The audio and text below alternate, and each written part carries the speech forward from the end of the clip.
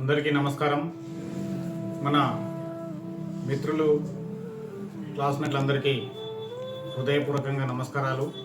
ప్రత్యేకంగా మన క్లాస్మేట్లైన సోదరిమణులకందరికీ పేరు పేరున నమస్కారాలు తెలియజేస్తున్నాను. ఈరోజు మనం గెట్ టుగెదర్ చేసి 15 జూన్ 2025 రోజున గెట్ టుగెదర్ నిర్వహించాం.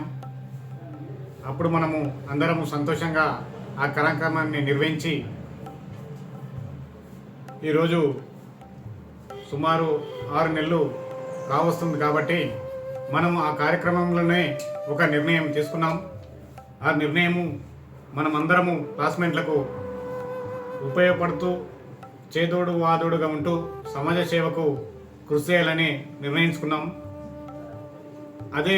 అదే తడువుగా 15 అక్టోబర్ 2025 రోజు మైత్రి సేవా ఫౌండేషన్ స్థాపించాం. ఆ స్థాపన కూడా మన మిత్రులతో అనేక మాటలు చర్చించి ఆ 18 మంది సభ్యులతోటి 18 అంశాలతోటి స్థాపించాం.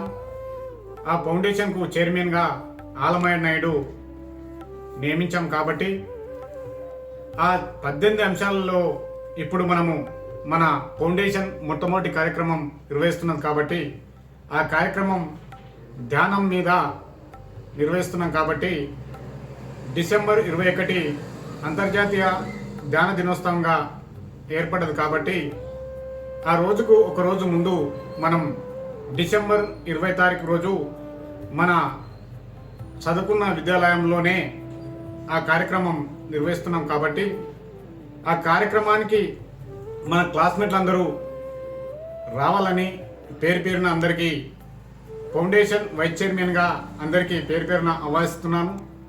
ఆ ఆహ్వానం మేరకు మీరందరూ ఈ కార్యక్రమంకి వచ్చి విజయవంతం చేయాలని కోరుచున్నాను.